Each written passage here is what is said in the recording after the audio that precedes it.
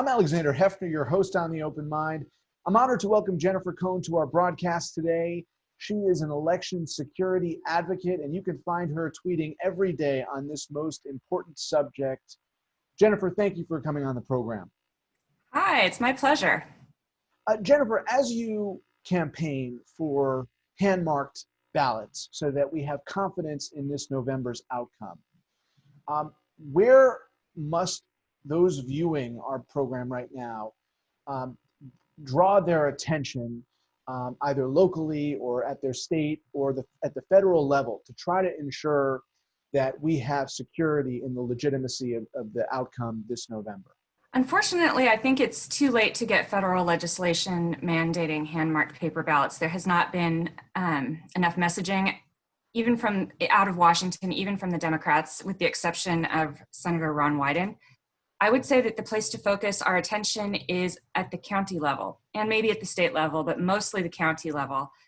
And what you want to do is, the alternative that I have been objecting to for the last several years, the alternative to hand-marked paper ballots that concerns me, is these new touchscreen voting machines. They're called ballot marking devices, and they have been around for years for voters with disabilities. The concern is that they're being deployed for most voters at the polling places.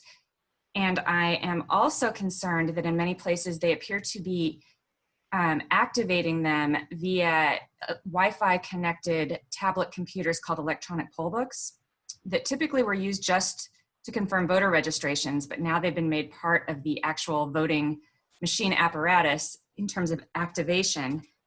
And so what I would suggest is is calling your county and telling them that you want two things on election day at the precincts. You want backup hand-marked paper ballots, or you really would want them ideally as for everyone other than voters with disabilities. But at a minimum, all voters should have the option to use a hand-marked ballpoint pen paper ballot.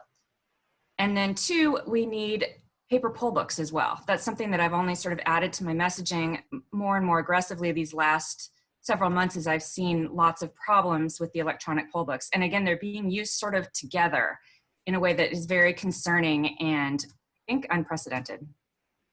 And to be clear for our viewers, you've been on this beat pre-pandemic, well before the pandemic. Yes. But you want there to be a paper trail. And for what % of the American electorate will there be a paper trail independent of any kind of petitioning or lobbying that you're describing that our viewers might undertake themselves now? How many of us do have a paper trail right now? Well, about 70 to 80% of the country already uses hand-marked paper ballots, which is sort of the first step toward election integrity. The concern is that there are enough that don't to impact the outcome of an election. And a lot of them are in these sort of swing states sometimes, or in really the most populous counties have moved toward these new touch screen systems. The thing that gets really tricky, and part of what has been so tricky with the messaging, is that these new touch screens do generate a piece of paper. And election officials and even some voter protection groups call that a paper ballot, but it is not what has traditionally been considered a paper ballot, which is a ballpoint pen marked, hand-marked paper ballot. They are marked by these touchscreen systems, and most of them put your votes into a barcode. So this paper printout has a barcode on it, and the barcode, which people can't read and they can't decode it with their phones, it's a proprietary barcode, is the only part that's actually counted as your vote. Although there is small human readable text beneath this barcode, studies have long shown that most voters don't even look at these printouts. And of those that do, they're really unable to notice. They miss a very, very large number of deletions or flips in that human readable text that can, at least in theory, be used in a recount or audit. And so what a recent study from the University of Michigan showed was that 93% of deletions and other changes in that human readable text go unnoticed by most voters.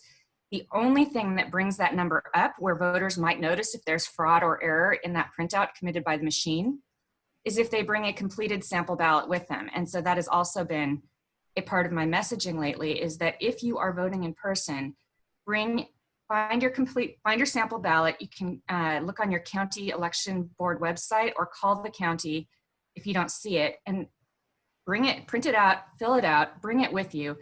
Even if you're voting with hand-marked paper ballots, they will speed up the lines.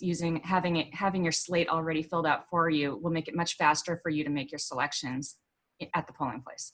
And if you use a touch screen, it's really critical to check that printout, especially as to down ballot state races, which will, the state lawmakers in 2021 will vote on the new maps that decide gerrymandering, the control of the House of Representatives for a decade. And so I'm very worried about state races in particular, the potential for fraud on those printouts or error with those races being deleted or flipped and voters not noticing. And so I really, really want to get this message on the sample ballots going. So when you describe the barcode in effect, Yes. when you receive the receipt of your vote, Yes. are there states now or counties where that barcode does not exist with the context of who you voted for, or like a verifiable piece of information about what that barcode means? Are there places where it's just a barcode? Right. I don't think so, but I could be wrong. The only place I saw some indication of that, and now I don't even remember where it was, but I took note of it. They had an option, and it was very misleading because it said, the way the computer would say is it gave you the option to use a secret ballot, which of course sounds really appealing. What voter doesn't want their ballot to be secret? And what that meant was it was just the barcode. It's a secret even from the voter, right? So that concerned me. It seemed that that they were only using those computers for voters with disabilities. Typically that would be vision impaired voters who might not use the human readable text anyway. But that did worry me. But Jennifer, your concern, Jennifer, goes beyond whether it's printing something that you can see corresponds with your vote. But because Yes. there are ways that for error and fraud to exist, even if the barcode does align with what you touch. Exactly. The barcode is sort of the easiest thing, I think, sometimes to message and for voters to understand.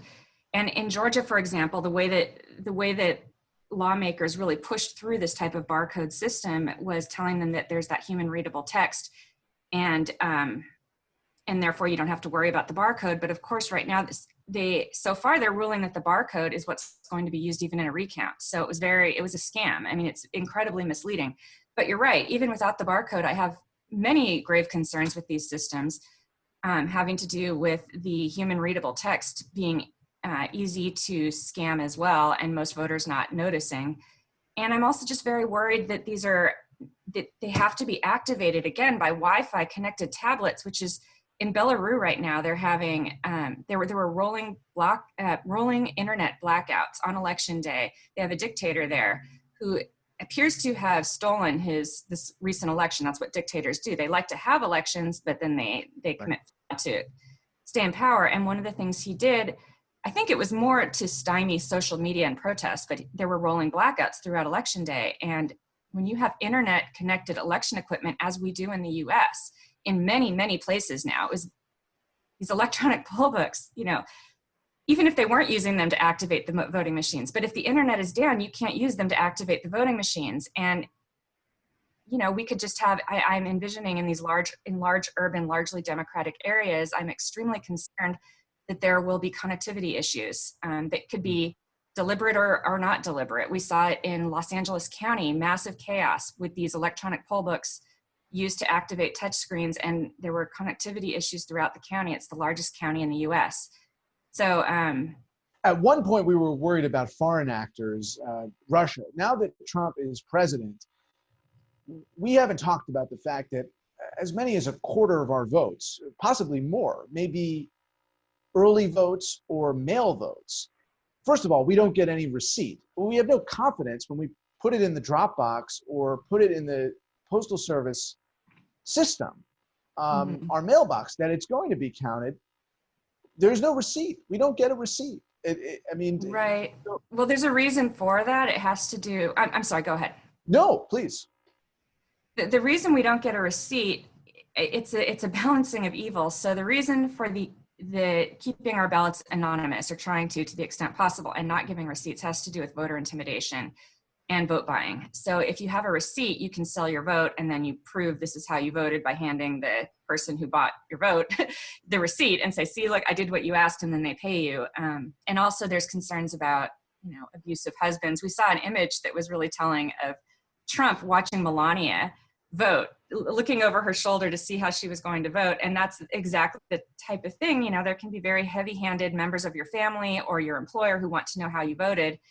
And that's the reason we don't get receipts, but that's also the reason it's so difficult to secure our elections, is because there isn't a way for voters to verify specifically that their specific vote was counted as they intended. And Jennifer, that in that particular instance of putting your envelope in the mailbox, you don't want to know that the state or the country knows who you voted for. You just want to know that it got there. And the USPS now, right? The USPS has come under huge scrutiny, especially the new Postmaster General, for the fact that he has postponed, delayed, suspended mail delivery service in a lot of Democratic majority zip codes. So you compound that with all the factors you're describing, that on an average year, you're going to have huge questions and dubious technology being employed with all the pandemic concerns, and it's just a nightmare in waiting. But you're trying to avert that nightmare. I know you're trying to help us learn what the problems are and how to correct them. That's correct. So with vote by mail, what has always been my biggest concern is just that hundreds of thousands and likely millions of voters won't receive the mail ballots they apply for. Because that happens regardless of a pandemic. It happens regardless of Trump having put in a mega donor, Louis DeJoy, as the new Postmaster General. It happens a lot. And so I was very concerned about that, because then these voters get forced into these in-person voting situations that in many places are going to be overly tech dependent, especially if they keep consolidating them because we have a shortage of poll workers. So back to vote by mail, not receiving your ballot, and also there are things that we can do. So for example, not receiving your ballot on time, you can make sure to apply as soon as possible. The attacks on the postal service, you can try to use at Dropbox or drop off your ballot in person. If your county allows it, you have to call and plan in advance a little bit and make sure that your county does allow it. Following the instructions, 20% of absentee ballots, vote by mail ballots in New York, were rejected because voters apparently didn't follow the instructions or their signature didn't match. So a lot of voters don't know to sign their vote by mail ballot, and that will be a huge problem this year with so many people using vote by mail for this first time. And it's a real, there's a real learning curve.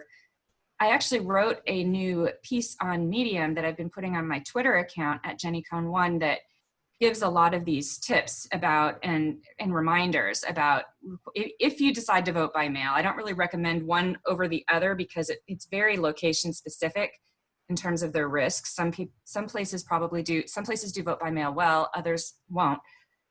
But if you decide to vote by mail, and there certainly are reasons to do that given the pandemic, yeah, you want to request your ballot as soon as possible. You want to try to drop it off in person if you can. You want to make sure to sign it, and you want to follow the instructions to a T. Things that might not seem important to you in the instructions can get your ballot tossed, you know, like the date, putting the date on, or your birth date. It's none of their freaking business, but if they ask for it, most places don't, but some do, you better put it on there. Those kinds of things.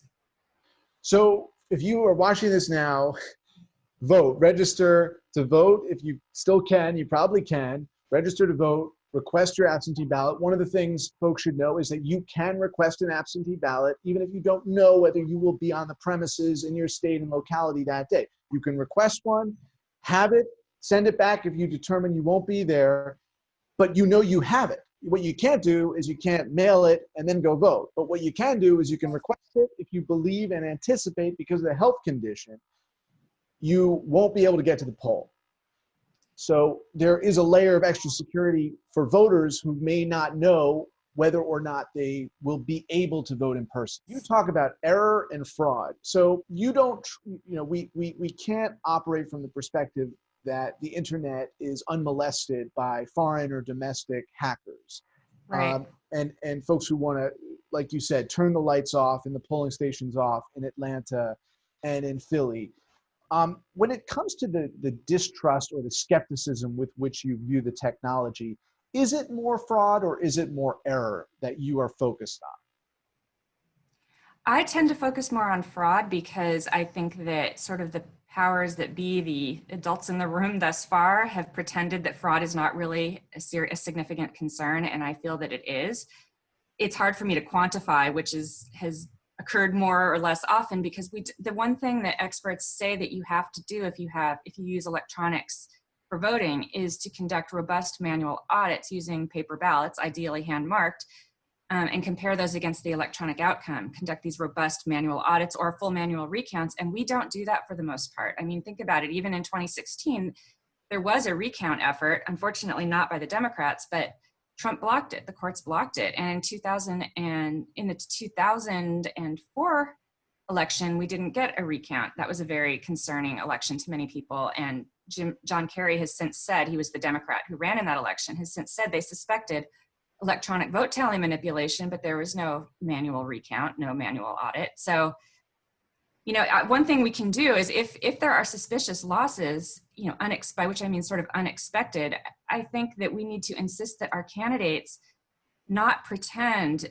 anymore that our system is immune from fraud, and to demand some sort of an investigation. And one thing they can do is, by the way, to look at precinct totals and make sure that at a minimum that matches up with the reported totals, because a huge sort of vulnerability is these county and state reporting systems and tabulators that aggregate the precinct totals. And what you want to make sure is that what happens at the precincts at least is the same as what ends out being reported to the public. And that's something campaigns are not doing, but a group of women that I'm in at protectourvotes.com, we're trying to organize this, and I hope it gets bigger and bigger and gets more traction, and that others do it as well, because it's really important. Let me ask you about the monopoly on our digital voting infrastructure. Who controls that? The computing, the tablets, who really controls all the technological infrastructure of voting?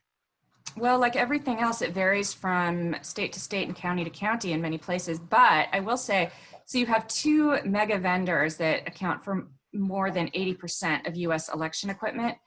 The extent to which they do the programming before every election, that varies, but I think in many cases, ES&S anyway, which is America's largest vendor, it's one that I write about a lot. I have many concerns with them, including that they've donated $30,000 to the Republican State Leadership Committee since 2013, whose express mission is to take over state legislatures. Again, gerrymandering is a significant issue. So ES&S in many cases does that pre-election programming. So before every election, somebody has to program the ballots, meaning what races are on the ballot and what races will come up on, will be recorded on those machines. And oftentimes, sometimes it's done by the county election officials. Oftentimes, some or all of it is farmed out to these vendors, oftentimes ES&S. And we're seeing it as well with the voter registration check-in tablets that I mentioned, the electronic poll books. Some of that is farmed out to those vendors too. And we, again, have sort of a quasi-monopoly, I think it's called an oligopoly, with just a handful of vendors having undue influence over the industry. But is this like the Commission on Presidential Debates in the sense that it's a duopoly, or are the executives that run those technology companies primarily Republicans? Well, they're for the most part, they're owned by private equity now. So you can't, the executives, yeah, at ES&S, I mean, their senior VP of systems security is very clearly a hardcore Republican. I've written about it. Somebody else found it and brought it to my attention on Twitter that he'd come from Health and Human Services under Trump. He wasn't appointed by Trump, but he worked in that administration. And so we started looking into it further. And yeah, I mean, his account, all the people he follows are sort of the really extreme propagandists for the right wing, Dana Lash and, Sean Hannity, those types. And not only that, he seemed to have gone out of his way to undermine a security program, a cybersecurity program, while at Health and Human Services. And there was a big kerfuffle where he demoted some people that had run a very successful cybersecurity program at Health and Human Services, and he demoted them, put them in different positions. And there was a whistleblower complaint against him that was gaining traction, and he suddenly retired. There was a death in the family. He says that that's why, but He then moved to ES&S and is now senior, in charge of voting machine security for America's largest vendor. It's very disconcerting whether he personally is in there, doing the keys. I doubt it, but certainly there's influence that trickles down from the top down in these companies. And he's in that position currently. He's in that position currently. I mean, ES&S was founded in the 1970s by two brothers with money from the families of two, religious right activists. So whether those types of people are still in play, I don't know exactly, but is that where auditing ought to be concentrated, though? Because, I mean, theoretically, you could have a corporate infrastructure that is vetted and judicious and respected, and the outcome being some form of hand-marked and or digital receipts, that have integrity. And I'm just wondering if you would encourage our viewers to probe specifically one of the companies that you think deserves more scrutiny and could be responsible for corrupting the results in November. Yeah, I mean, I think it never hurts for companies to know that people are watching what they're doing. ES&S's systems, they had the touchscreen systems in both Georgia and Tennessee where these precinct totals, when some activists did that comparison, and it showed that votes from predominantly African-American precincts were not making it into the reported totals. They were there at the precincts and not making it in. And I mean, it was reported in Bloomberg, but didn't get much traction, the Tennessee issue. And then it was also reported in the Root and brief one episode on Maddow, but people forget that's all ES&S. And I'm just, they always just say it's a glitch. I think. Is there any oversight body that has the right in or is involved in scrutinizing that? Well, unfortunately, the Election Assistance Commission, the Federal Election Assistance Commission, was ostensibly created for that very purpose, but it is itself a very partisan organization, and its control is largely illusory because its guidelines are, they don't conduct penetration testing, for example, which is how you would know whether a system can be penetrated.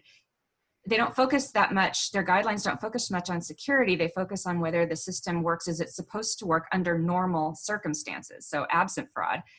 And their guidelines are voluntary and inadequate, and what's actually happened is that corrupt vendors and either uninformed or corrupt election officials often use certification by the Election Assistance Commission, they call it the EAC, they use that as a weapon to suggest that insecure systems are secure. Well, it's EAC certified, and everyone thinks, it's a federal agency. Surely somebody would tell us if this is just a dog and pony show. Well, I'm telling you, it's just a dog and pony show. So, well, the oversight really, I'm sorry, go ahead. No, go ahead. Go ahead. The House Judiciary, the House with the Democrats in it, they have a majority, they have subpoena power. They could have done things like we found out in the last couple of years, thanks to cybersecurity journalist Kim Zetter, that ES&S installed remote access software in systems in 300 jurisdictions, and they won't say which ones. And then now they lied about it, misled about it previously, saying, no, we hadn't sold the systems with remote access software. I think maybe it was that they sent the modems along with it, so they didn't technically install it themselves. I don't know what kind of game they were playing, but in any event, they finally admitted it. They claim to have confirmed that it's been removed, but they don't explain how they confirmed it. They won't say when they confirmed it. They won't say if this confirmation extends to the Diebold election systems, that they took over a lot of the Diebold election is another vendor. They took over their contracts in about 2009 when they acquired the company before they dissolved the company. But they still have those contracts. And we don't know about the other vendors if they have remote access software. And again, this would be in those county tabulators. So the House can provide meaningful oversight. They had a hearing, the House Administration Committee under Zoe Lofgren held a committee, and it was also a dog and pony show. It was all softball questions. Jenny, I'm sorry to interrupt, and this is such an urgent subject, but our listeners and viewers should go to your Twitter handle and check out whatever you're reporting on this day and future days until the election. I just want to ask you in the seconds as it is what we have left. At what point do we not accept the results on November 3rd as legitimate? Depends on who you define we as. The people, the citizens. Well, I mean, if it's me, the problem is we don't have a system that is sufficiently transparent to really know whether they're legitimate or not. If it defies the exit polling that appears to be legitimate exit polling or defies the polls, I think it warrants investigation. And no matter what the result, I think we need to at least be doing these things where we're comparing the precinct totals to the reported totals to at least cover that base. All federal elections, really all elections, should be robust, should have robust manual audits. And we don't have that. We can try demanding it after the election and see what happens, but it's not, Mitch McConnell killed legislation that would have required it. Jennifer Cohn, election security advocate, thank you so much for joining me today. Thank you very much for having me on the show. Please visit the Open Mind website at 13.org/openmind to view this program online or to access over 1,500 other interviews.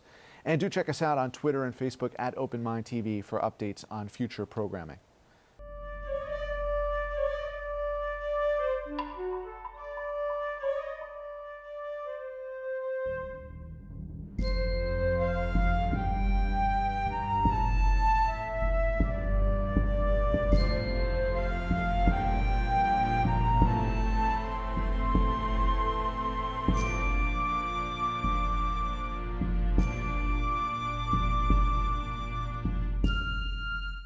Continuing production of The Open Mind has been made possible by grants from Ann Olnick, Joan Gans Cooney, Lawrence B. Benenson, the Engelson Family Foundation, Alfred P. Sloan Foundation, the John S. and James L. Knight Foundation, William and Flora Hewlett Foundation, Joanne and Kenneth Wellner Foundation, and from the corporate community, Mutual of America.